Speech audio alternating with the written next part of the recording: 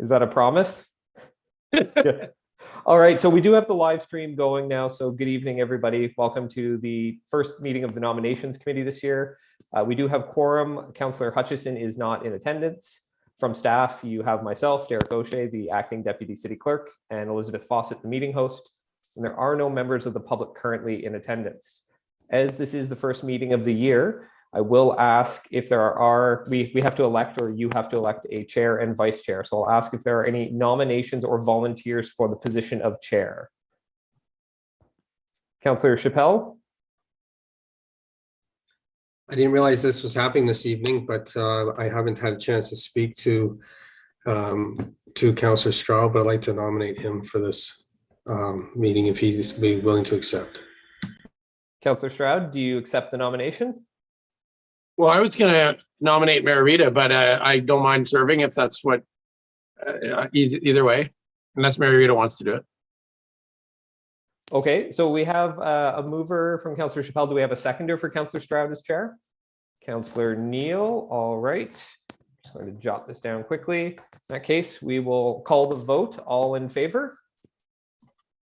And that carries, excellent. And one last item before I turn it over to Councillor Stroud as chair is the vice chair position. Are there any nominations or volunteers? Councillor Neal. Oh, you're just on mute, Councillor Neal.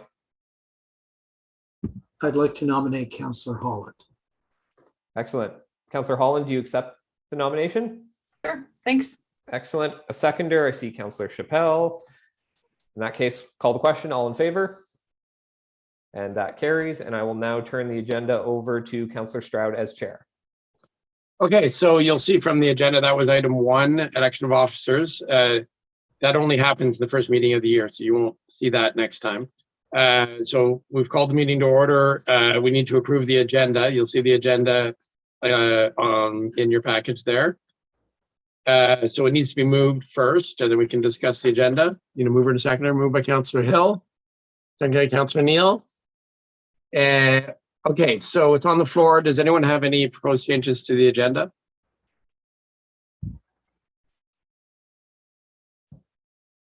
Okay, so seeing none, I'll call the question on to approve the agenda. All those in favor? And that carries. So now we have the confirmation of minutes from the last meeting, which was November 29th of last year. Need a mover who was present at that meeting. Councillor Neal, seconded by Councillor Holland. So it's on the floor. Are there any errors, omissions, comments about those minutes? Seeing none, we will call the question. Councillor Stroud, I Yep. believe Councillor Chappelle had his hand up there for. Oh, sorry, I missed that. Yeah, go ahead, Councillor Chappelle. Yes, in the minutes, it did not depict the purpose of the survey to those candidates who were not successful in the nomination to have the clerk's office reach out to them and inquire what they felt was the barrier of systemic racism or whatever issue was that prevented them from being, or what they perceived to prevent them from being appointed. And that wasn't reflected in the minutes. So I just wanted to make sure that was duly noted. Did the clerks have any comment about that? All I would ask is I can follow up with Councillor Chappelle after the fact, just to make sure we put the exact comments that he wants in there, because I was not in attendance at that meeting. So I'll follow up and we can have the minutes then amended for approval to ensure that comment is included in the right place. Okay, so I guess should we move an amendment or a motion to amend the minutes based on input from Councillor Chappelle?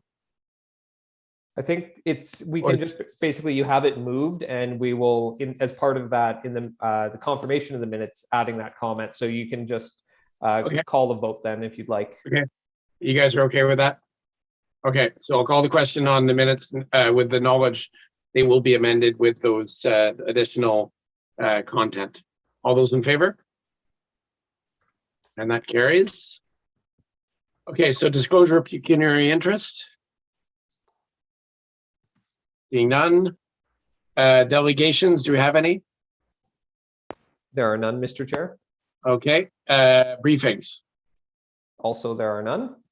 So then we go to the first item of business, 8A, equity, diversion, and inclusion in the board committee nominations process. There's an information report, no actionable item. Questions are permitted. Does anyone have any questions about the information report? See Councillor Chappelle's hand up, Mr. Chair. Yeah, go ahead.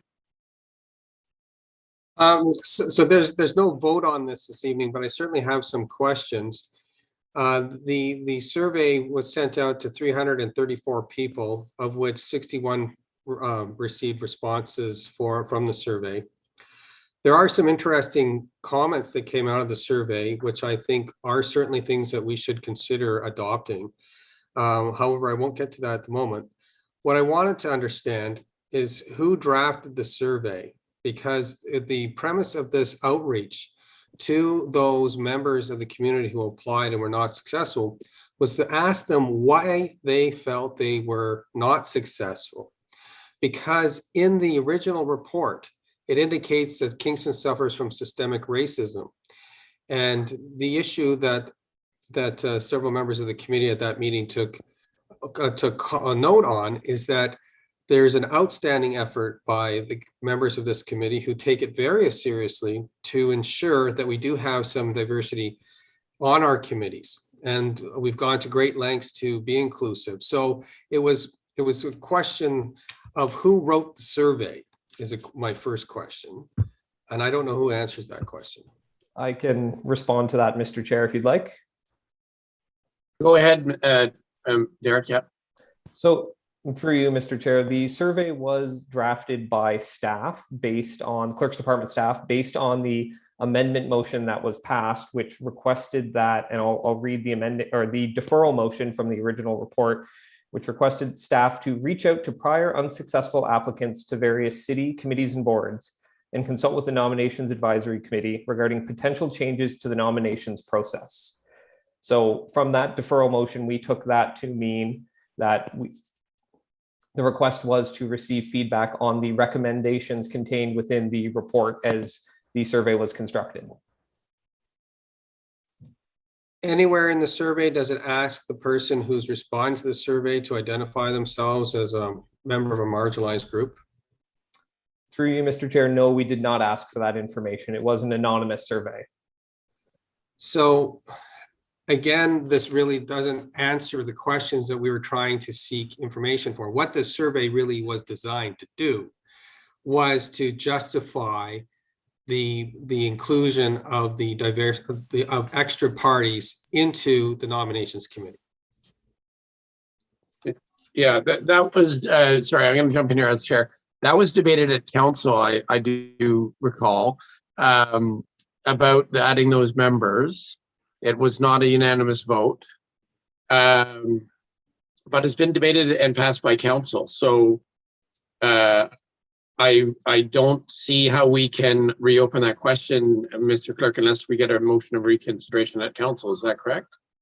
So through you, Mr. Chair, the actual approval of the recommendations that would have changed things for the nomination process were actually deferred, so it was not decided upon. And if I may, I do have some more information to add to Councillor Chappelle's comments. Okay, yeah, go ahead.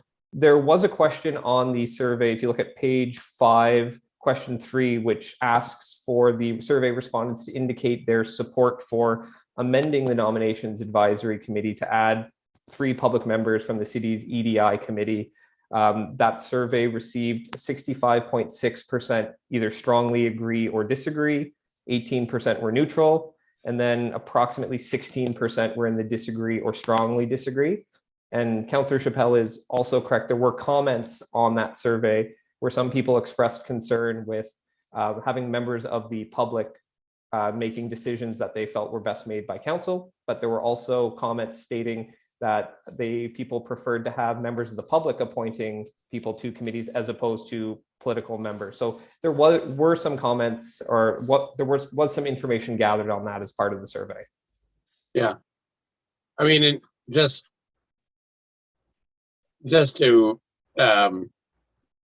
my comment as the chair of a committee would be that there's a function performed by board and committee and council members as elected officials who are accountable to the public every election, that it cannot be simulated any other way in a democracy other than being subject, their accountability is tested in an election.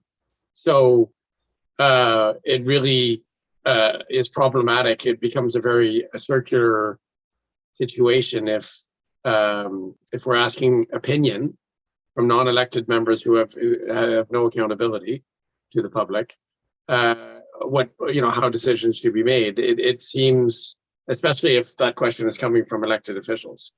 So that's where I think Councillor Chappelle is getting with his comments, is that the survey was asking a question to people that are not accountable to the public. So is that valid information is what he's saying. Is that correct, Councillor Chappelle? Well, I'm very concerned to where this is an information report. We're not voting on it. There are some really good ideas that are presented in that report that I fully support. The term restriction from reduction from 6 to 4 years, the aspect of being more open on announcing to the unsuccessful applicant why that they didn't succeed, so not left hanging, the opportunity to perhaps have a list of potential members to replace if there is a vacancy throughout the course of the year would save staff a lot of time, and we would still have qualified candidates.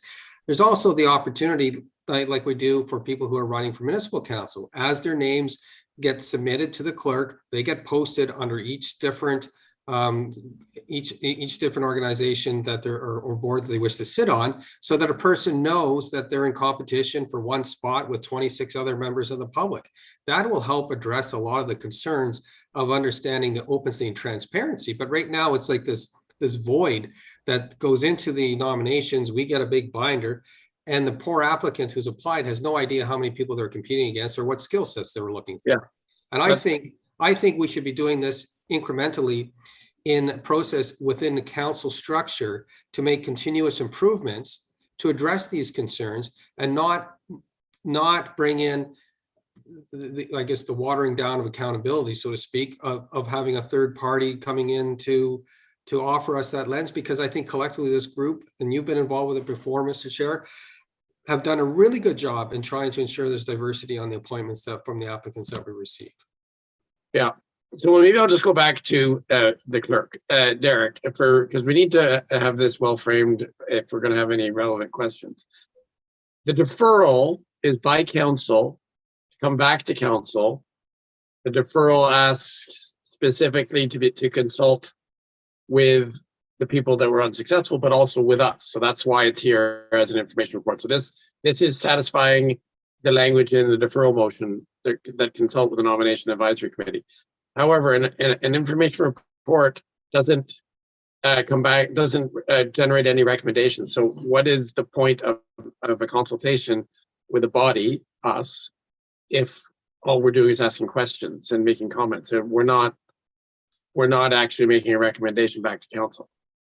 So I can speak to that, Mr. Chair. The next step will be, at the conclusion of this meeting, a supplemental report will be drafted containing the information discussed, the feedback received both from the survey and in this nominations committee meeting, that will go to council to supplement the deferred motion when it appears back on the agenda. The schedule for that is the August meeting. And at the meeting, then council members will be able to see the discussion and then move any appropriate changes or amendments that they wish to see to the recommendation that is technically still within their hands at this point. So that is why this is an information report, is that the original motion is still in the hands of council at this point.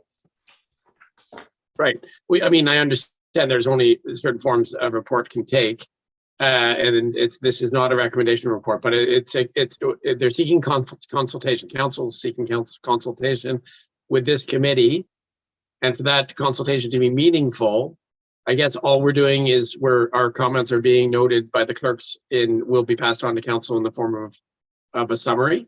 Is that right? Is that what you just said? That is correct. It will be going up in this form of an information report. So council will get an information report about what the consultation was. Okay, so thank you. That helps us frame the discussion for today. So it's not just questions that are in order, it's also suggestions. These will not be subject to a vote of the committee because of the structure, but the suggestions will go to council. So Councillor Chappelle, I would suggest that you frame your comments in the form of suggestions to council on how to improve the nominations process. And that those suggestions will go to council, and then council through amendment and whatnot can work on the final result. Is that correct, Mr. Chair? Or, sorry, Mr. Clerk. I'm glad that I've gotten two roles now, Mr. Chair. No, that is correct. Okay, so yeah, so Councillor Shell, think about that for a sec. I'm gonna go around the table because no one else has spoken yet. Does any other members of the committee want to make any suggestions to council as your role with experience on the nominations process of how it can be improved to increase diversity, inclusion, and equity?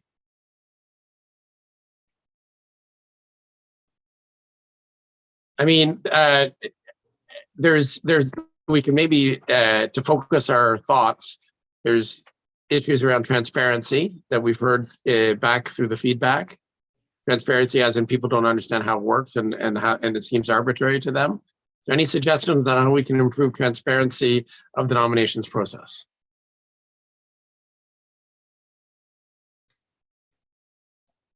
I believe Councillor Chappelle had his hand up, Yeah, Mr. Chair. go ahead, Councillor Chappelle.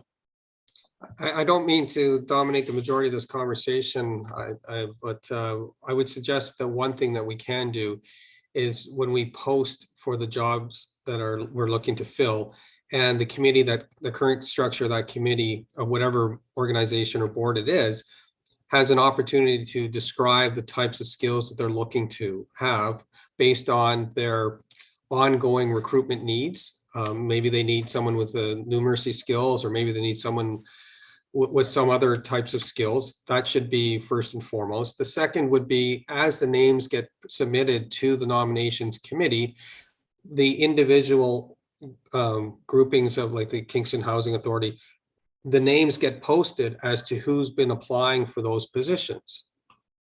And then sorry, so can you just explain what you mean? Like, so let's say we post, unfortunately, it seems that this isn't applied to Tourism Kingston or KEDCO, but for all the other small boards and committees that we deal with, like Heritage and what have you, as soon as an application comes in for a person to apply for the vacancy on the Heritage Committee, their name, similar to the way when we subscribe for a re-election in our current municipal campaign re-election, our name and date goes up that we put our name forward.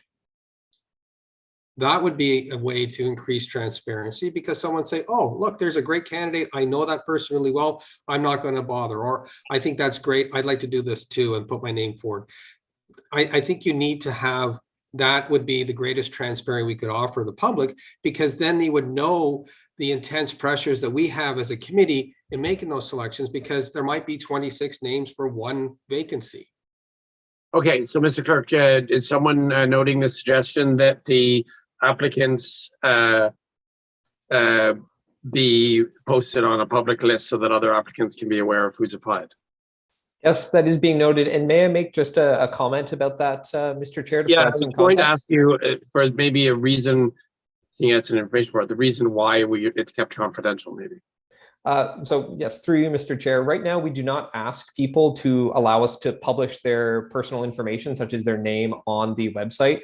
As a member of council who is somebody who's running for council, we had you sign a waiver saying that you're okay with us sharing this information. So we can definitely do that. We would just need to make it either voluntary. So the person would, when they submit their application, have to voluntarily say, I'm okay with you sharing my name on the city website. And then it would be a question of, if they were not willing to consent to that, would we just simply keep their name off the website, or does that prohibit them from applying? And I don't think you would want to, not to assume anything, but part of what we're trying to do is reduce barriers to application. So it would have to be a voluntary list that we would keep on the website. Well, from a legal standpoint, I think you're correct. And of course, you'll do your due diligence before reporting to council. Council will have that information and have the input from staff on that subject, and council can determine what to do with that. That's one suggestion for transparency. Currently, this is my own question. Unsuccessful applicants sort of, do they get any feedback, or is it just the successful applicants that are notified? So through you, Mr. Chair, we do reach out to unsuccessful applicants. You will notice both with Councillor Chappelle's comments and the survey results, a lot of the applicants want to know perhaps why they weren't selected. The one difficulty staff has in providing that is we are not ultimately the people making the recommendation. And in some cases, if there's 50, 60 people applying, the committee may not discuss every single applicant. So there may not be feedback. That's just one of the barriers we experience with staff, is that we are not responsible for determining who gets selected. That's the nomination committee. And we may not know the reasons why the committee is making its selection. So it would be, I agree, beneficial to let people know if there's skills that they might be missing or things in their application, but there's that disconnect with it's not staff's ultimate decision as to who gets appointed. I have a suggestion on that score, having been part of these nominations discussions many times. We do often, when we're having our discussions, we give rationale. So for example, Councillor Neal might say, we've recommended 3 men already on this committee, maybe gender equity should be sought, and that's the reason for this next person to be recommended, kind of thing. So gender equity is given as a reason. Other reasons come up, maybe like we do with planning rationale when we say no to a planning application, maybe we should get in the habit as nominations go along of stating rationale for nominations. Is that, can you write that down as a suggestion? Yes, we can certainly capture that, Mr. Chair. And I will note Councillor Chappelle has his hand up. Yeah, Councillor Chappelle. I think that's an excellent point, but rather than being on the negative side, why not on the positive? The rationale will be recommended for why we've nominated that person, because as you know, when we're sitting around the table and we're putting forward a candidate that we liked after we've read their CV, we're often pitching why we like this candidate. And maybe the successful candidates, we qualify in that category, why this successful candidate was chosen. I agree. Positive suggestions only maybe is what we should be recording. That's how the business occurs anyways. I mean, mostly it's a competition of a bunch of positive rationales, and which ones are the most positive kind of thing. It's usually what happens. I agree. I just was hoping it would be framed that way rather than like each individual person receives a rationale why they were not appointed, because you have 26 people, we may not even have discussed any of their candidacies at all. Well, the answer would be because these other qualified applicants were chosen, right? Yeah, well, fair enough. But yeah, okay, so let's just go around the table. Does anyone have any suggestions? Is there anything that we ought to say to unsuccessful applicants to try to explain how they were not selected? Is there any good way of doing that? Councillor Hill.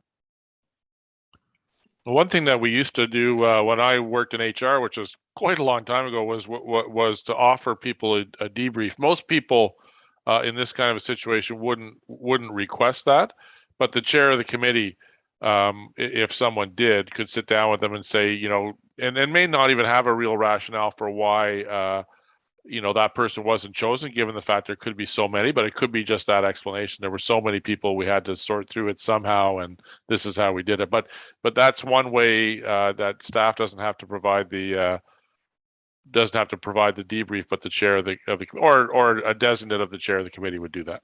Yeah, well, it would have to be someone from the committee, or unless we put it in writing as we go along, and that information can be relayed by staff because we've written it down.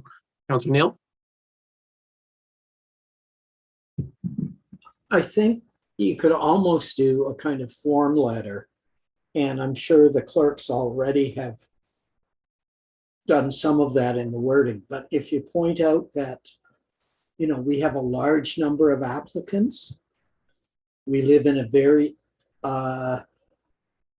engaged community, so we get lots of applicants for positions, and we are conscious of gender and gender equity and diversity within our committees.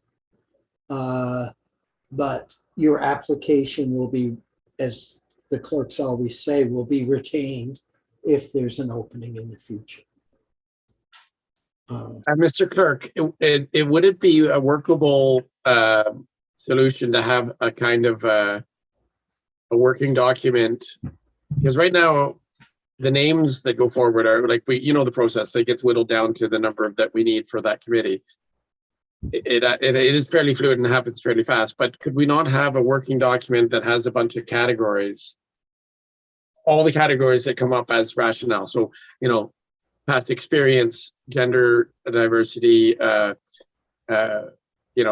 marginalized group or a member of a minority, those all the different demographic categories that could exist, the various rationales that ever come up and could be all listed, and then that you could just tick the boxes when positive nominations are made for individuals, tick the boxes that apply to those individuals.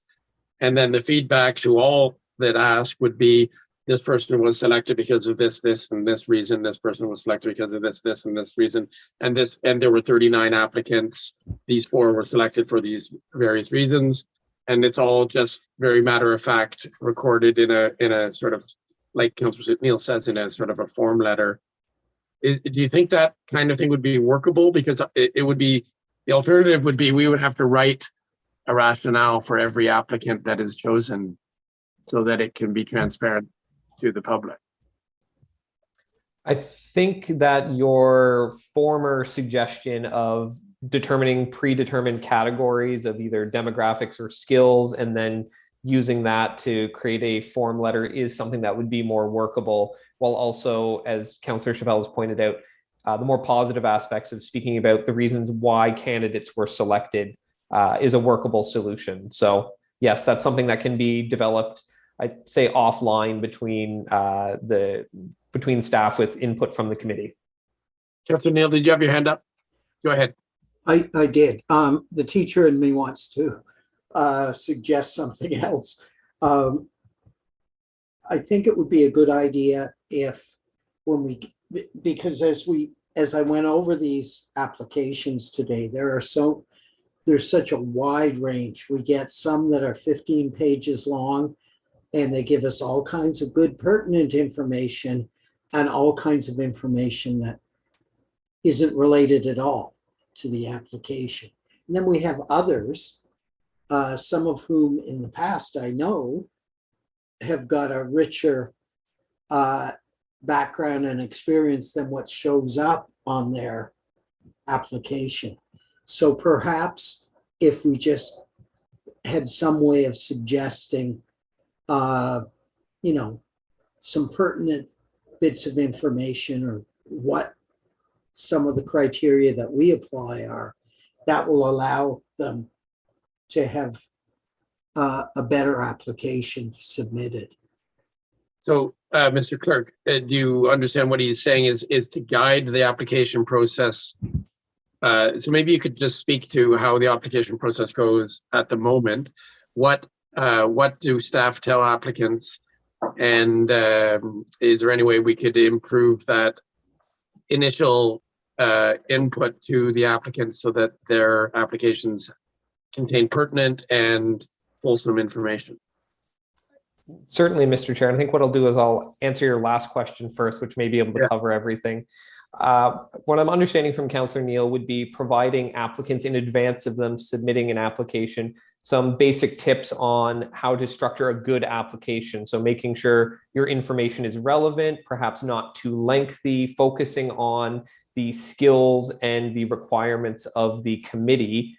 And that information is actually shared on it's on the city's website. When people go, when we're doing a recruitment, there's a description of the committee, the skills and requirements. So we're working to refine that and keep that updated. So I think maybe adding some general, for lack of a better term, resume or application tips as well may be helpful. We want to help, but not necessarily guide completely. We have to maintain sort of a neutrality, but I think there's some good workable solutions there. Thank you.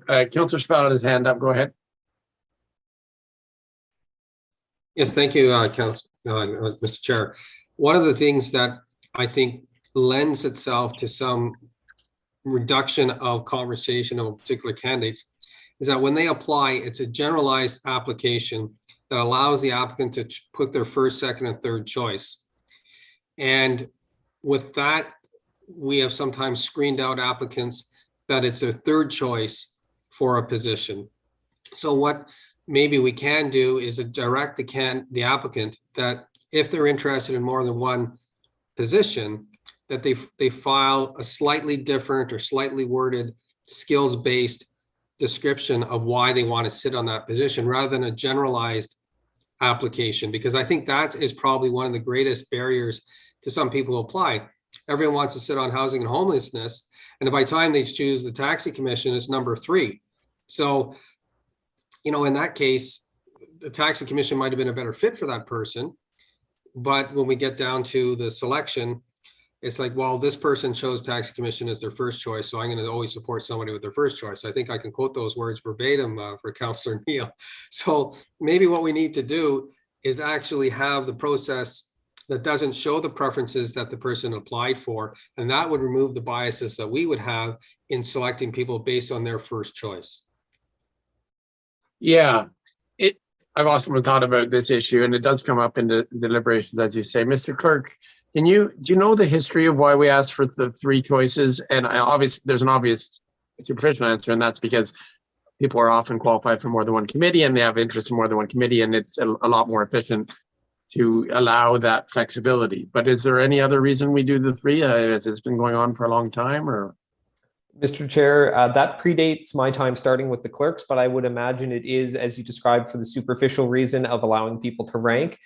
In my limited experience, we have also had times when people were appointed to perhaps their third choice, and they then come to us and say, I really didn't want to serve on that. I felt I needed to pick a third committee. So then they resign instantly. So I think people are understanding that maybe they don't have to select 3, only select ones you wish to serve on. But I believe there is some validity to Councillor Chappelle's comments in that there may be value in making it you select 3, but there's no specific ranking. No ranking. Yeah, so let's just get a straw poll of the 5 of us on the question of ranking your multiple choices for committees versus just being able to volunteer for up to 3 committees with no ranking. Does anyone see any value in taking away the ranking and just allowing up to 3 committees, and they're all ranked equally, basically? That's okay. That's okay with Councillor Hill. Is anyone? Councillor Holland, do you want to say anything? Well, I mean, I don't think that we're here tonight to reshape the work of the committee, and I think we're moving beyond the scope of what of this information report. I'm prepared to provide input, but it didn't come here this evening with that as part of what I was hoping to accomplish in this meeting. So I don't feel like I can. Mr. Clerk, is the question of the ranking of committees in the application, is that part of the deferral from council? It's hard to say. The deferral motion was to reach out to the committee about potential changes to the nomination process. So it is sufficiently vague, and I will leave it to you as chair to determine if this discussion is within the scope of that. Yeah, I mean, the practical answer as chair would be there's a time and a place to reform committee processes, and this is the time and place when it comes to us like this. And at other times it'll be moot because it'll be done. This is our only chance to review.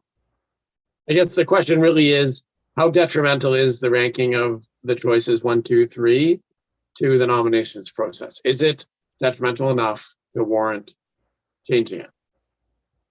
And no vote here is binding, but all of us have experience on nominations.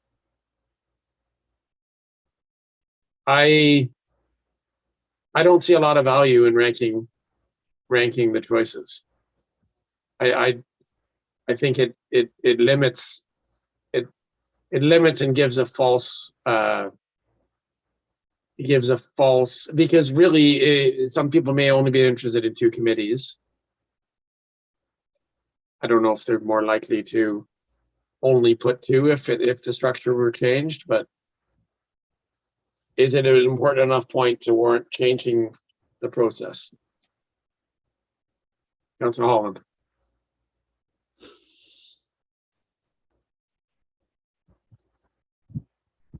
Sorry. it's helpful to have the feedback from the clerk on this, but it's not, I didn't see that in the survey, that people saw that as some kind of problem. I mean, it's just hard Well, to it wasn't assign a- meaning. it wasn't really asked. I mean, that question wasn't asked. This is an observation of a committee member Okay. that's bringing it up. I mean, I think that the intent of this is to make changes that are along the lines of improving diversity, equity, inclusion, which was the part of the motion that was deferred. So I don't see the relevance to that.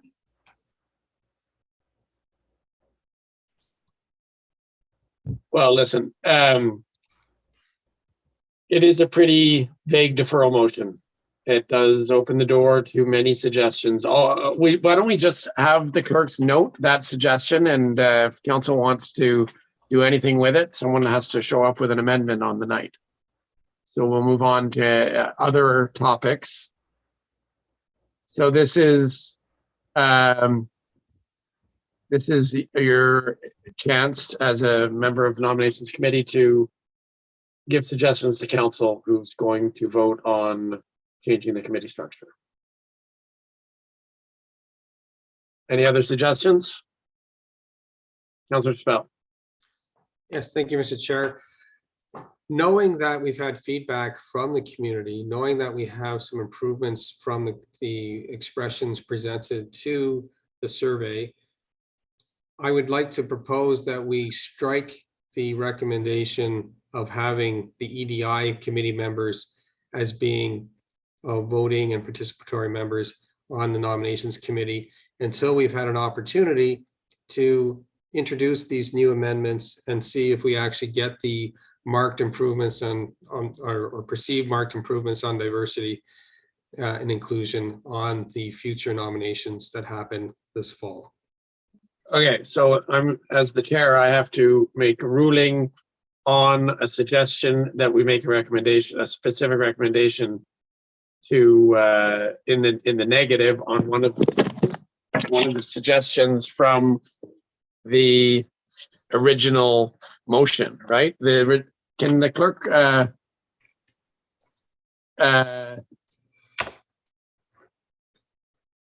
point us to where I don't see it in front of me. It's probably in here somewhere.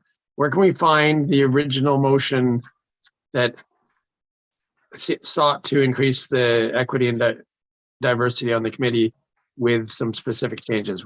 That's the original motion, right?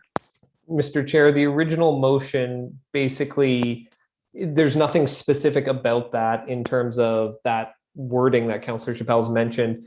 The one recommendation is that a public appointment policy be approved, and the public appointment policy contained that information. So my suggestion to Councillor Chappelle is if he would like to see that changed, is that motion could be brought up when the deferred motion comes back at council in August. It will be duly noted that there was discussion on this topic in the information report, but that motion is still in the hands of council as it was deferred. It was the motion itself wasn't deferred back to the committee.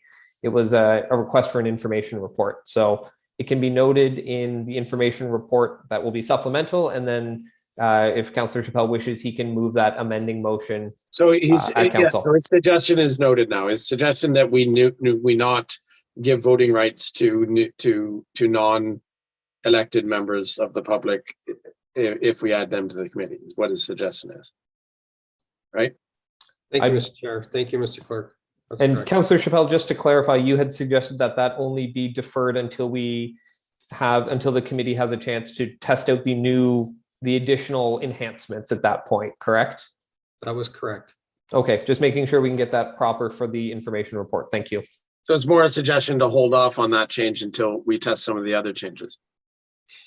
Because the change ultimately may not be fully necessary if we've done a good job at recruiting members from marginalized groups and increased the diversity and the balance of gender equity on our committees. Yeah. On the question of whether to add members to the committee that are non-elected, that's the question the council will have to answer on the night of the vote. Right. Okay, thank you. Okay, any other aspects of the changes, either from this information report or from the original motion that as a nominations committee member, having gone through the process, you would like to suggest? We've heard about transparency. We've heard about guiding the application process. We've heard about the recommendation of adding members. Anything else?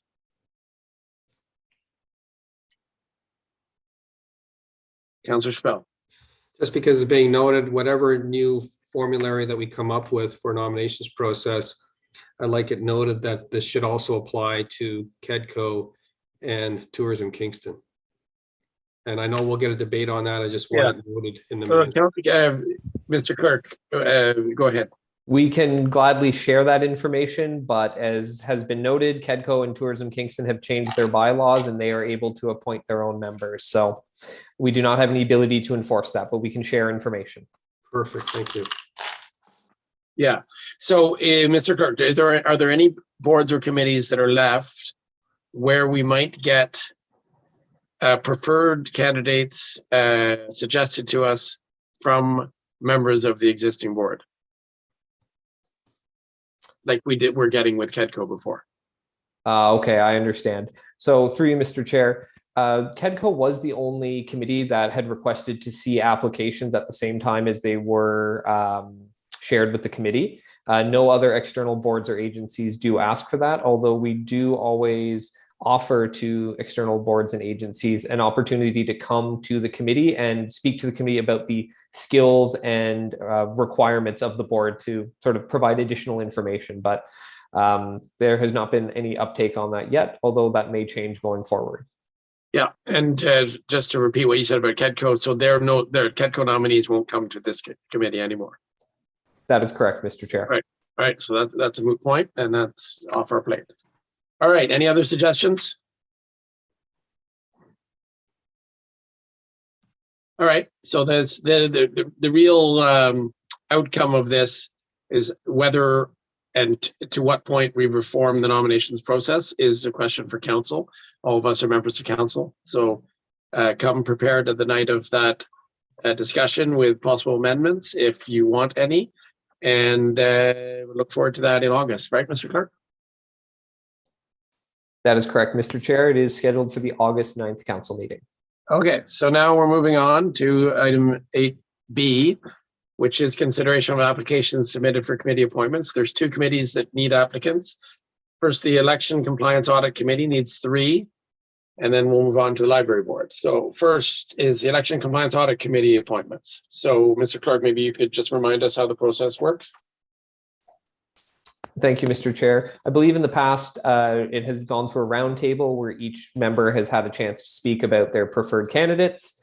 And then after a roundtable session, there is a vote where I believe, if you'd like, I can read off the names and then committee members can vote for candidates and vote until there is sort of a plurality of votes. In this case, each committee member would have 3 votes as there are 3 vacancies. But it is entirely up to the committee how they wish to make their decision. I'm here to help.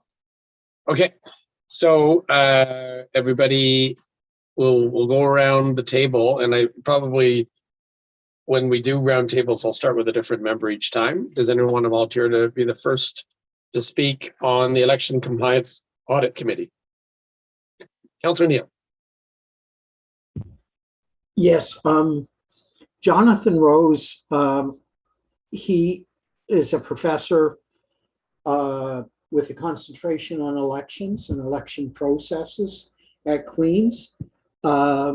He's well known for Citizens Assembly, which is a process that he encourages and has been very successful in a lot of, especially in kind of conflict resolution situations. He would be an excellent, he'd bring a lot to the table on this one. The other person I chose was Gail McAllister. She's a lawyer, but has a concentration in conflict resolution. She has mental health training, and she's done a course called Diversity to Inclusion. So she has a rich background, I think, that would lend itself to this job. So And those were the only two that jumped out at me, but there are others I'm sure that would do a good job. Okay, and I will just add on the subject of those two applicants that Dr. Rose is a member of a visible minority, and Ms. McAllister is of the female gender. All right, does anyone who wants to go next? Yes, Councillor Holland. Thanks. I also had Gail Dossett, I think I said the last name on my Gail list. Dossett, yeah.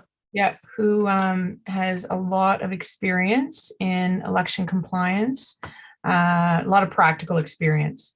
So she jumped out at me, as well as the other two that Councillor Neal mentioned. Okay, and also of the gender minority. Councillor Hill, you're next. Just had a question first about the committee. Is this like a completely reconstituted committee? Because the reason I'm asking that is I think Michael Bell has some experience. I don't know if you need experience on that committee or not. One sec. Hello.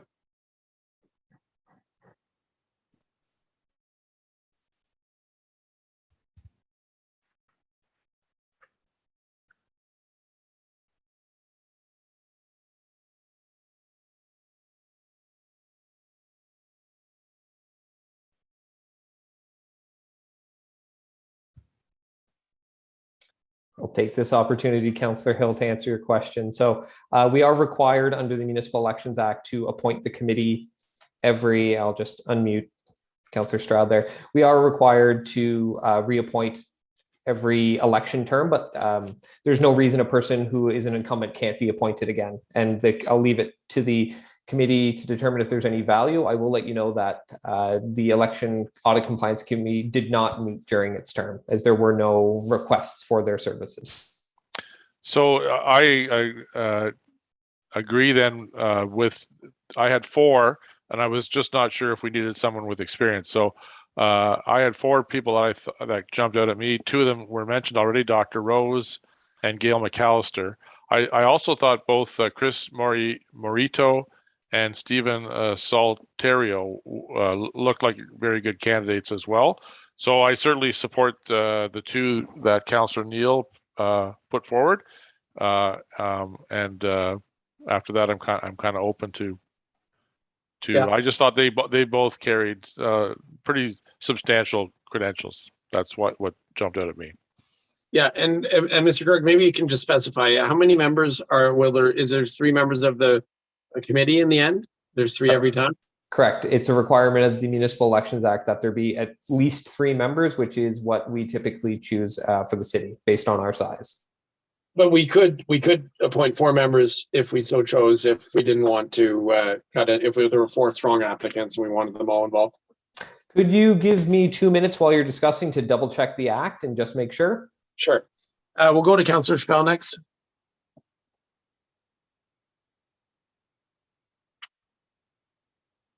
The elusive mute button, Mr. Chair.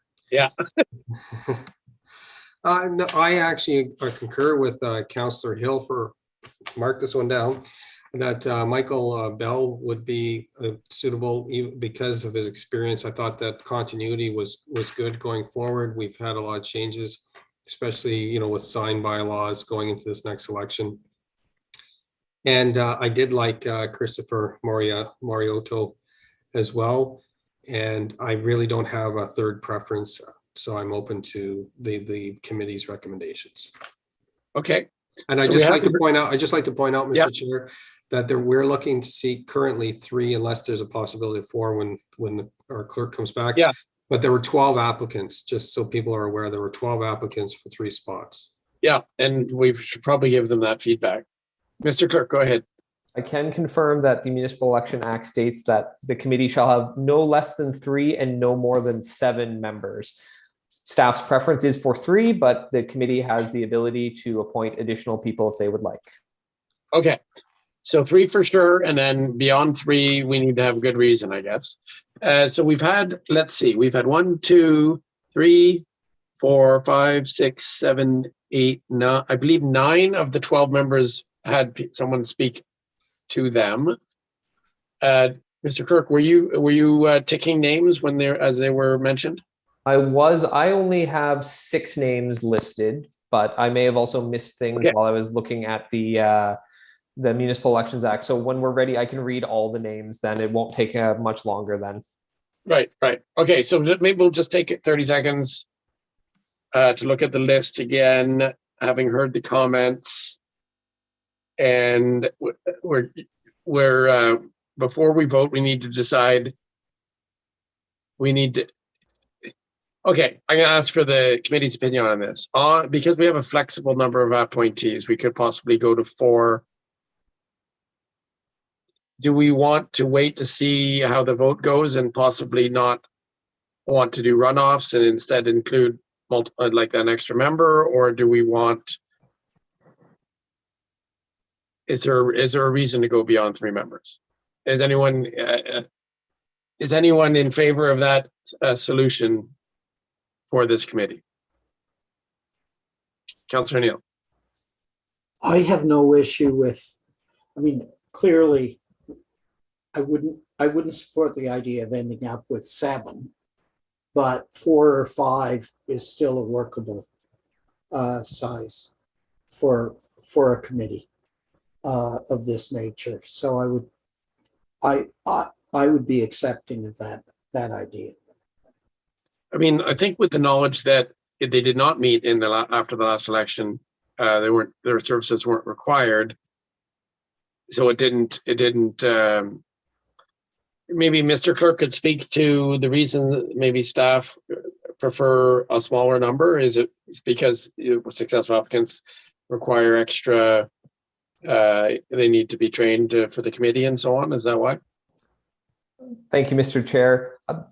I can't speak to a specific reason other than it's a manageable number based on the size. I will also point out that the committee mandate that was approved by council states 3 members as well. So I realize that should maybe be used as a limiting factor, is that the council approved the mandate, which states 3 members. Yeah, but the act says 3 to 7. The act says 3 to 7, correct? So we technically are correct by having 3 members in the committee mandate. So the committee would technically be acting outside the approved mandate by appointing more members. So just to add to it, I think 3 members is sufficient, but I will leave it to you if you wish to go more. I think we should just go ahead and have the vote on the members, and then if we get multiple votes on multiple members, and we have more than 4 or more than 3 on, in a runoff, then maybe we can talk about that again. Okay, so we'll go through the list. There's 5 of us.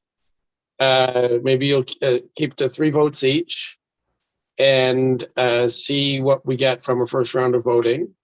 So, Mr. Clerk, you can read out the applicants, and we will each raise your hand in the affirmative if you support that particular candidate. Go ahead. Thank you, Mr. Chair. The first candidate is Michael Bell. Yeah. Next. So you're keeping track, Mr. Clerk. I don't need. I can announce just a number. So we had 1 Okay, vote. go ahead. Okay. Ronald Chambers. 0 votes. Gail Dowsett. 3 votes. Vanig Garabedian. No votes. Henny Harmson. No votes. Gokul Jaipala. No votes. Oh, 1 vote from Councillor Chappelle. Jean-Michel Lafontaine. 1 hand, Councillor Holland, I'm not counting yours. Gail McAllister. 4 votes. Christopher Morito. 0 votes. Jonathan Rose. 4 votes. Stephen Salterio. 2 votes. And Jacob Wilkinson. 0 votes. So, Mr. Chair, you do have 2 candidates with 4 votes, Gail McAllister and Jonathan Rose. And a third. That's a majority. It's majority of the committee, so I believe that puts them in. What else do we have? And then you have 3 votes for Gail Dowsett, which would also be a majority of the 5 members. Okay, And then there is 1 other candidate with 2 and a handful with 1 vote. and the one with 2 was Stephen Saltario? That is correct. Okay. So first we'll take a vote on the 3 that got a majority of support, or maybe just an opportunity to comment. Does anyone have any comments against appointing those 3, seeing as they all had a majority support from the committee? No, seeing none. Okay, so now we're really down to whether we should add a 4th person with Mr. Saltario, who had support of 2 members. We could just do a simple vote on appointing him as a 4th member. It'll be a yes or no vote, and he'll either get a majority vote or he won't, right? Does that sound right? Is that okay with you guys? And, Councillor Neal?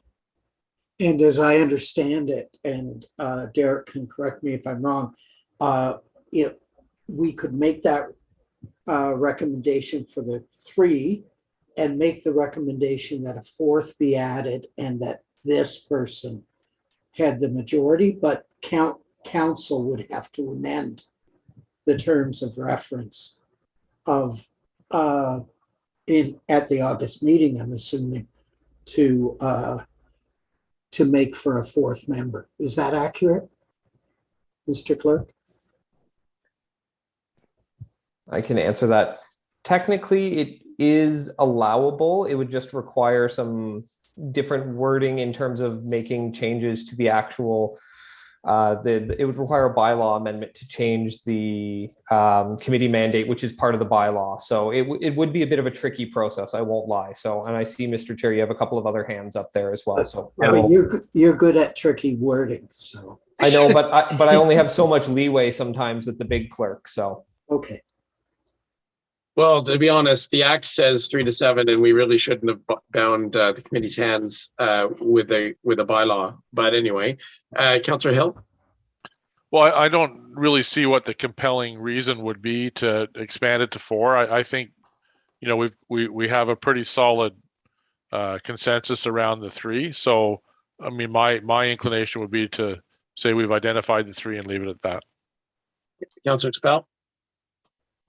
Actually, my lead follows Councillor Hill. What I was going to recommend, if we feel compelled to have a 4th person, deem them to be an alternate if a vacancy arrives, so that we don't have to call a nomination process in the middle of election. That person could attend all meetings and observe and maybe be prepared for the next time, but be serving as an alternate. That's an excellent idea. Mr. Clerk, would that also require a bylaw amendment? We don't have a process for alternate, so unfortunately that would not be allowable, would not be in order. I've also, sorry, Councillor Chappelle, if we get the policy passed, then yes, that will be possible, but not at this time. I've also been advised that changing the recommendation on the mandate would actually require a motion of reconsideration as well. So it would be considerably trickier because it's reconsidering a previous decision of council within the calendar year. So it would be a very tricky situation with perhaps not a lot of benefits. I just want to comment that that the only reason council passed the mandate for 3 was because it was what was put in front of council by staff, and staff ought to have informed us at that time that the act stated 3 to 7. Because we didn't make an informed decision about the number on this committee. I'm scanning through the report right now. I don't know if it was included in there, but we'll note that for the future. So my apologies, Mr. Chair. Yeah. Okay, well, we'll worry about that later. I'm still going to call the question on Stephen Saltario as a 4th member. Yes or no? All those in favor? Okay, so we have 3 votes in favor. All those opposed? 2. So I'm sorry, Mr. Chair, I didn't see, can we confirm, did Councillor Chappelle vote in favor of the 4th member? Councillor Chappelle? Oh, you're muted now, Councillor Chappelle. No, I did not. I was going to stay with the 3. Okay, so the vote is 2 in favor and 3 against. So the motion fails to add the 4th member. I would encourage the clerks to in the name of transparency, to mention what the full reading of the act before the next process. All right, I guess that's it for this one, right, Mr. Clerk? That is correct, Mr. Chair. You move on to the second item of business. Okay. Scrolling down to my list here. So this is one of those, so it's a library board, it's a popular committee. Is it correct, Mr. Clerk? We have 36 applicants for one position. That is correct, Mr. Chair. It is a very popular committee. I will also note that the person applying will technically need to reapply as their term expires at the end of November, concomitant with the term of council. The successful applicant will only be for the rest of this term of council. That is correct. And there's 36 applicants. That is also correct.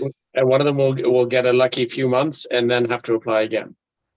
Okay, that's good to know. Right, so we want to start with Council Neal last time. Council Holland, do you want to go first this time? Sure. I have 3 as a short list, and I'm happy with any, really.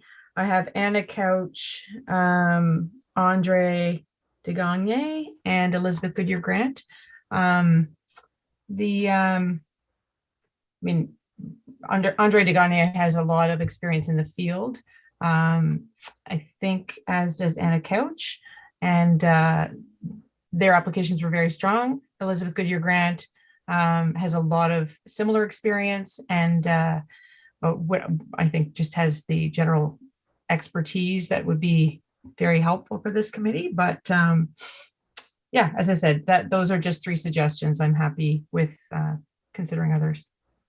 And thank you for that. So she recommended 3. Mr. Clerk, before we go any further, can you just remind us composition of the library board and the length of term? And you've already told us about how it is concurrent with council. So this was a resignation from the library board, I believe, and that we're filling. The next time, how many people will we be appointing, and what is the length of term?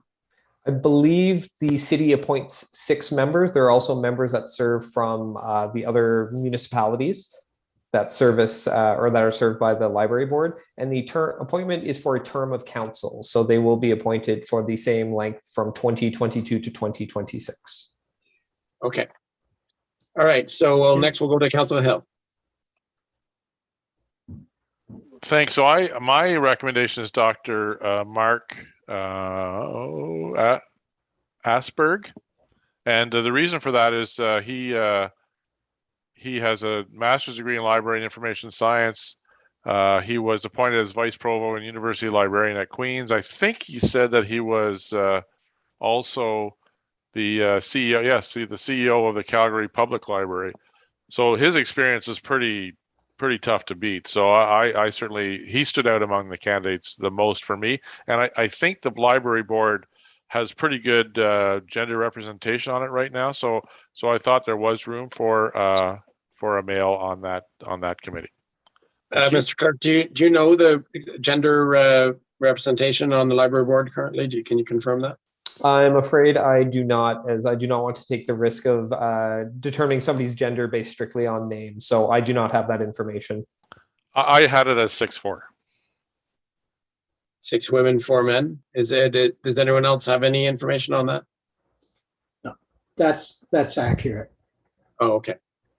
All right. So Councilor Chappelle, you're up next.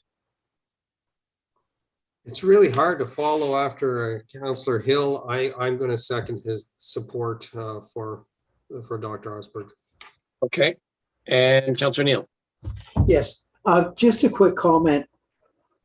I was on the library board for over 30 years, including chair and that. And we should remember that there's 1 counselor that's appointed. Used to be 2, and a previous council decided 1 was fine for council representation, And that would open up another spot for a community representative. So that's the way it is now. I know there's a temptation to look at what experience, library-specific experience and education people have. Despite my frustration at a previous presentation by the library, the reality is they have an excellent professional staff. And so they don't need more library experts. We're appointing community representatives. And those are people who are bringing the idea that their family are really active library users and such. So keep that in mind when we're picking one. I had 3 people. I know it's one position, but I had 3 people. I agreed with Dr. Elizabeth Goodyear Grant. She has a human rights background. She's a poli-sci prof who has worked with both Ban Re and Interval House. So she would be a really good community representative on this committee.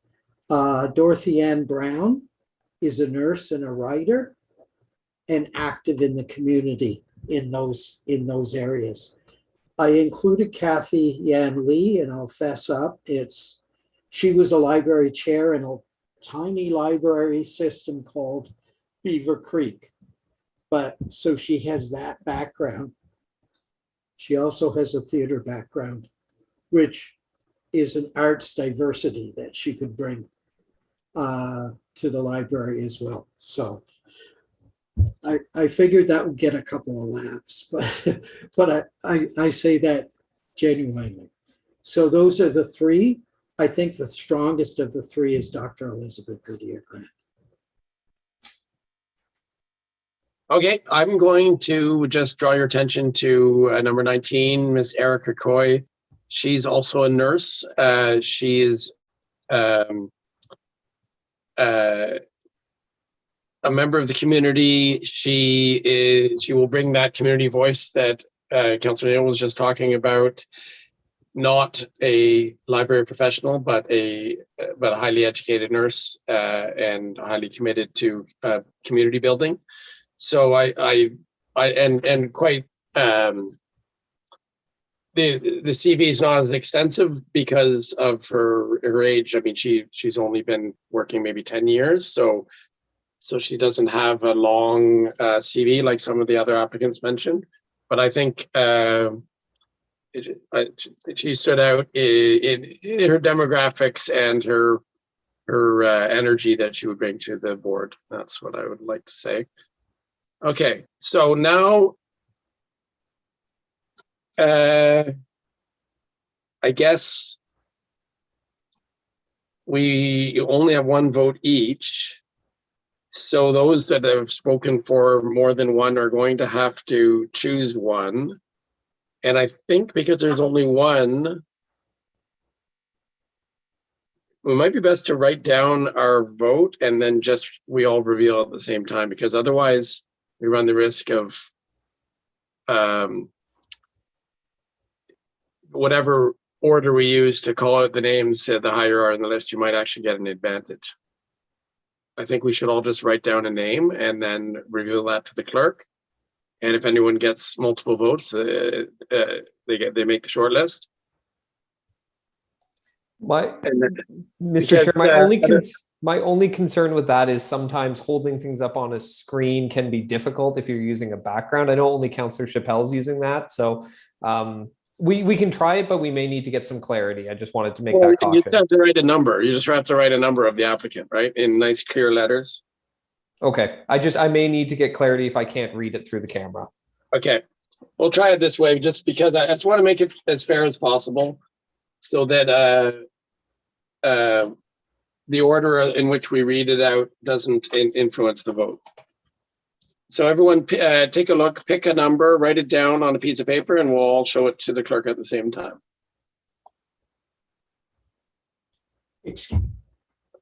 A quick point of order, if I could. Yeah, go ahead, Councillor Neil.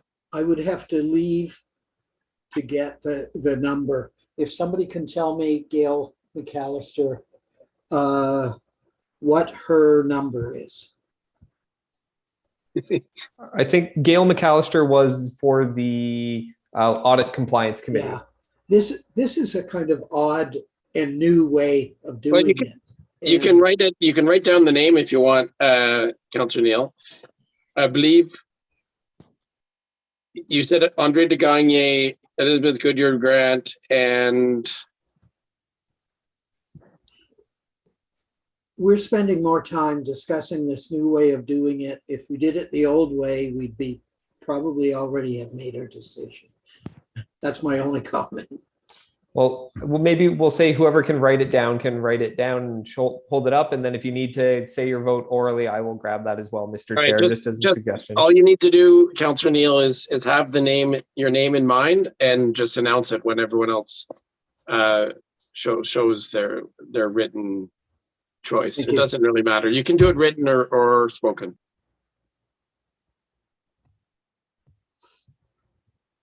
Is everyone ready? All right.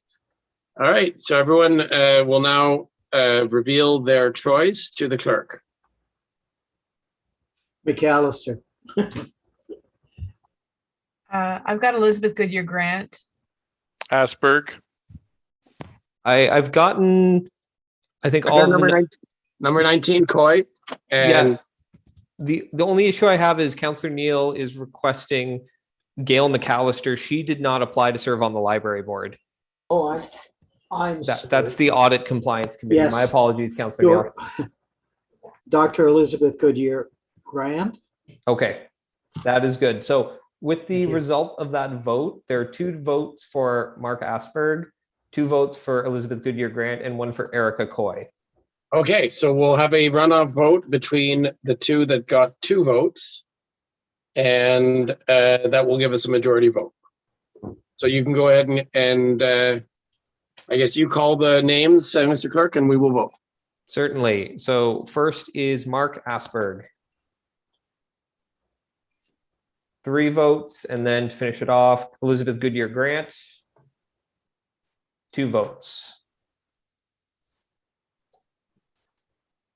So it's 3 votes to 2, Mr. Chair, in favor of Mark Asperg. Okay, well, he gets the nomination for the next few months. Excellent. So all that is left on this now, Mr. Chair, is just a motion. So mover, seconder, and then a motion to approve, and I can reread the names if that would be helpful. Did we do that for the last board as well? Or is it for both? We typically do an omnibus vote at the end. Okay. All right, so we need a mover and a seconder to ratify the vote. Moved by Councillor Hill, seconded by Councillor Holland. Any discussion? All those in favor? Opposed? Carries. Do we need to do the same for the previous board, or is that coming at the end? We captured all of that in, so the appointments to the 2 boards in that 1 vote. Okay. Going back to the agenda, bear with me here.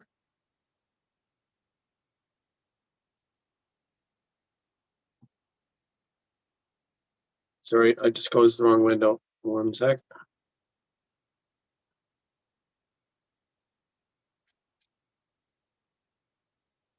Okay, so we're on to motions. I believe the rest of the agenda is blank. Is that correct, Mr. Clerk? That is correct, Mr. Chair. If you'd like, you can just move to adjournment. Normally we call the date of the next meeting. That'll be as needed, right? So whenever another nomination is needed, the clerks will let us know, correct? That is correct. The next meeting date is to be determined. Right. Could be this term, maybe not. I'd like to thank everyone for their service on the nominations committee this term, in case it's our last meeting. And I'm looking for a motion to adjourn. By Councillor Hill, second by Councillor Neil. All those in favor? All right, thanks a lot, everyone. We done, Derek? Yes, we are done, Mr. Chair. Thank you very much.